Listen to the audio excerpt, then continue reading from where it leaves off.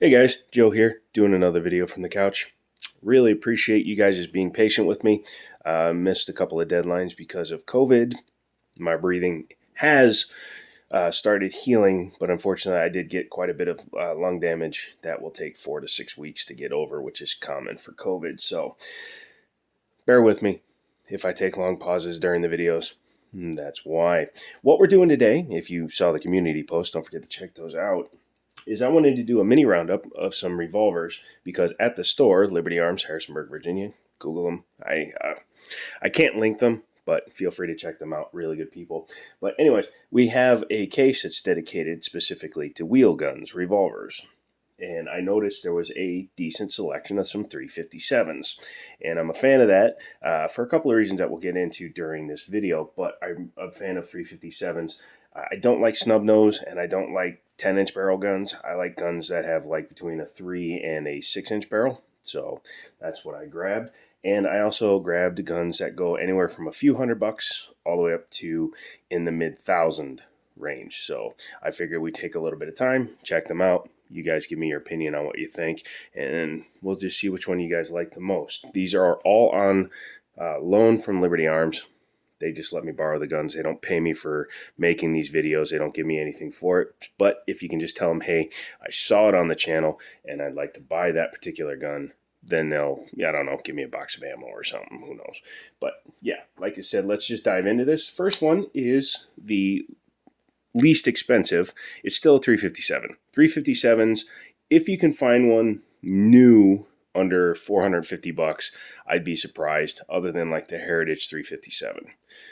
But in the close to $500 range, you have stuff like the EAA Windicator. That's what this is, the Windicator. However, this one was made in Germany. This is not one out of Cocoa, Florida. So this is an older one. As you can see, it's a blued one, has the I believe that's the 4-inch barrel on that one. And it's a very nice looking piece here. Local trade-in.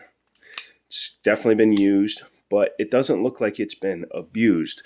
And I thought we'd take a look at this one, and then we'll start comparing them as you go up the stack. Traditional swing-out cylinder. Well, not traditional, but more modern style swing-out cylinder. The cylinder rotates well. Plunger feels very nice, doesn't feel like it binds up at all, and the bridge is nice and thick. Obviously, you can take out that screw, then you can take the bridge out, you can then completely disassemble it, take it all apart, and just, completely field strip it if you need to. However, this one locks up, the timing feels good. You do that, cylinder turns no problem, doesn't hesitate. You'll notice this one turns this way. I've already showed that it's clear, so you don't have to worry about that. It has a little bit of ribbing up here. The ribbing doesn't go all the way through. Some of the other guns have ribs and ports and all kinds of stuff, but this is a little bit of a ribbing. It doesn't, like I said, go all the way through, but it still gives you a little bit of space up here. Strengthens the top of the barrel, and then if you want to be insane and mount some kind of optics mount that comes back, and then you can put like a mini scope or something on there. Double action, single action, which will be the modus operandi for all of these revolvers today. So double action, hammer down, triggers forward. You just pull it and you'll see it goes forward.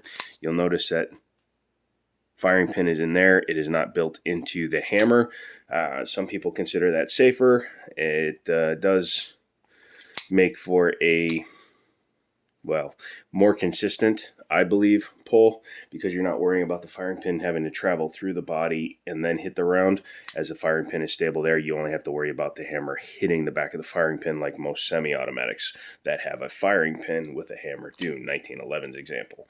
But the double action pull, very heavy, 11.5 pounds on this one. Single action pull, when you pull on a single action, you can see how far back it comes, and then the next shot is extremely light, maybe a touch over 2 pounds. Pretty nice gun. Let's talk what I believe is the next step up, and that would be something like this. This is the Smith & Wesson 686, I believe this one is. You'll have to forgive me, I've been playing with a bunch of revolvers lately, so I want to make sure I have the right one here. Yep, 686 with the 7-round cylinder, although it says 686.6 on the inside of the bridge. I I guess, receiver.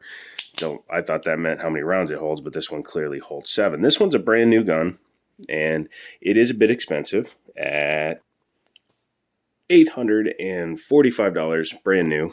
Yep, $845. Has an MSRP of $915, but $845. You can probably find them a little bit cheaper depending on where you go, but not much, because replacement cost on these guys is quite high. Also, if you get a blued version, they typically $30 to $50 cheaper. As you can see, this one does not have ribs up here, but it's about the same size. Yeah, I think that's a 4 1/4 inch barrel. Very, very big and thick bull barrel style gun. This one has a reverse from this. This one you push straight in, kind of almost. Release it. This one, same thing. You'll see a couple of different revolvers have different styles. Being a brand new gun, it's going to function as it should. Adjustable rear sight with a high-vis front sight. This is like as modern as you go with a new style revolver. It's higher capacity at 7 rounds of 357 or 38, of course. Double action, single action, but having the adjustable rear sight, so you get this thing nice and set up. This thing should be a tack driver. Double action pull. You can see it's a long creep, and then right there it breaks. It kind of stages right there as it's cycling through, but it feels decent. And if you're going quickly, it's easy enough to do. However, the single action, just like the Windicator, super short and super light. Yeah, again, maybe 2 pounds, and very nice overall. Good finish. I like the grip. I like these grips that allow you to get all your fingers on them. Again, that's why I don't go for like this 857 or 856 air weights or anything like that, because they're just too damn small. I'm not exactly a small dude, so I like to have a little bit of purchase on my guns. Yeah, very nice, very, very clean, and very classic with a modern touch, which is a weird thing to say. Let's go ahead and talk about the next one. This one is used. Again, a completely different style of opening. This one you push the button in and it releases that way. But this is a Ruger GP100 357 Magnum or 38 Special. This one is blued. One thing I like about the Ruger lineup is I love the inserts in the grip. I think those just look cool. I love the way this grip feels. There's no finger grooves, which is fine. It allows more different hand styles to fit on it. You can see the barrel is not as bulky as it is on the Smith & Wesson. So this gun is actually a little bit lighter, same size, but it's a little bit lighter, about 3 ounces lighter. Adjustable rear sight, just a blade front sight that somebody put some very bright fluorescent green paint. I actually use that same thing on suppressor height sights out of the box, because a lot of them tend to not have any marking on that front sight. But releasing the cylinder, this one was very well maintained. I mean, one finger. That's very well lubricated and just feels like a brand new gun. It is a used gun, you can tell. Revolvers tend to have that. If it was on a 1911, we'd call that the idiot mark, but this is just from rotating the cylinder. If you look way down there in the gap, you'll see right down there, that will drag on the cylinder and it leaves that mark. It's unavoidable. They all have it. You just got to get used to it. Again, double action to single action. So you just, one thing you'll notice different on this one, it rotates the cylinder before it gets to the full back a lot more. It gives it more play versus this one. You see the timing of it. This cylinder stays pretty much locked up until it's ready to go. Whereas this one, you can see that the cylinder will fully rotate. You can actually release it without firing the round a lot easier than you can with like this one. So this one you bring it back. Yeah. So this one actually gives you more control than this one. Very nice piece. Runs about $950 for a new one. And this one you can usually pick up for in the 6s, $625 on this one. So again, very nice choice. Let's move on to our third and final one. And this is the Big Daddy. This is the one that everybody wants in a 357. And it's a Colt. and it's the Colt Python. Sorry, my back is on a leather chair, and it sounds like I'm farting, but I'm not. Anyways, Colt 357. This is a new manufactured gun. A lot of times you can tell because when a gun, especially a revolver, has a QR code on it, probably means it's a little bit more modern. I'm looking to see if this one has a visible manufacture date. I don't know how to read the serial number for the manufacturer, but it is a brand new pistol, or excuse me, brand new handgun, and I believe that it's a 2022 build. I think I said 2021 in a comment response I did. Yeah, but 357, 38, superb fit and finish on it, where, just as an example, I mean, even the Smith sounds really nice, but a slightly used Ruger versus a brand new Colt. Now, this is a $1,500 gun, so let's get that out of the way right now. You can literally buy both the Ruger and the Smith for the same price as this one. You could probably find a place that would sell you all three of the other revolvers for the price of a Colt Python. But a Colt Python has an ethos with it, and a reputation, and a name behind it. The snake guns, as they're called, because you have the Python in 357, you have the Anaconda in 44, you have the Cobra in 38. They were very desirable, and then Colt announced they were going to be re-releasing the firearms as a new manufacturer, because original Pythons were going for insane money. Anacondas still go for insane money. Thank you, Walking Dead, Rick Grimes, all those things. But yeah, 44 Magnum, we were seeing them in 2019. They were bringing in the mid threes for some of them in really good shape. Yeah, so that's insane. So comparatively, you can go and try to find a 1980s Python and still spend probably $2,200-$2,300, or you can buy a brand new manufactured one that you can shoot and you're not going to have any issues with. Your choice. One thing I'll point out, a lot of little things they do, like this cutout is much deeper in the cylinder, so you don't get the drag marks that you see on these completely flat cylinders. So when you do rotate it, you aren't going to see the scratch marks. I like the way the Colts open. They just straight pull back and very easy to operate. Again, very smooth cylinder. Ejector, everything is really nice and smooth on this one. It's definitely a coated finish on here. Stainless with like a polished look to it. When you look inside here, you can definitely see that there's some kind of coating on the metal. But it's very well applied. Looks very nice. Has a high visibility plastic cut up here.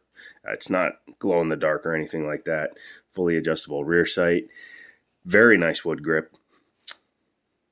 I honestly still think I would prefer the Ruger grip because I like the thumb there. But this guy is not bad at all. Definitely fits in your hand very well. As you can see, it's a bowl style barrel. Not a bowl style barrel. It's a crowned barrel. Very nice finish on it. A little bit of a ribbing on top. That's nice to see. A little bit of lightning, as well as correct me in the comments. I'm not a huge revolver guy, but I thought that helps add a little bit of rigidity to the top while being able to reduce weight. But I might be wrong. I love this big spoon style hammer. You look at something like the Windicator. It has just a standard style spur hammer. This guy's got that big old guy, so you can easily get up there and get her good to go. Just like the other three, double action, single action, but a super smooth pull on it, and then you just come straight through. Definitely lighter than the other three, but double action is always going to be heavy. Single action, it looks like it's sticking out further, but there's no play at all. There's no take up in single action on these guys. It's just, yeah, very nice. Pardon me. I guess now it comes down to which one would you buy. I'm not 100% sure which one I would want to carry on a daily basis. That's cheaper, so I'd probably use that as a carry piece. This would probably be like a good range gun, especially if you can get one used for a reasonable price.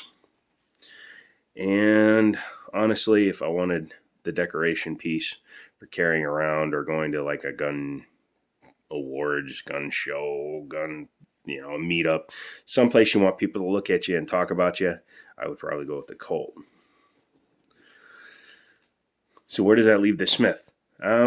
It's probably a really good shooter, but I think I would rather go with a used Ruger over a new Smith & Wesson personally. That's just personal opinion. I've shot both. I like this grip better. I think it shoots really nice and it feels good in the hand. If this one wasn't already spoken for, I'd probably wind up buying one. Who knows? Maybe I'll buy another one. So let me know down in the comments which of the 4 you would buy. No disassemblies. Obviously, I don't disassemble fire revolvers unless they have removable cylinders. But let me know which one you would buy, which one you do have, what you would prefer personally. Come back for another video. Let me know how annoying my not being able to breathe it really is, and come back for the next video. So until next time, I'll talk to you later.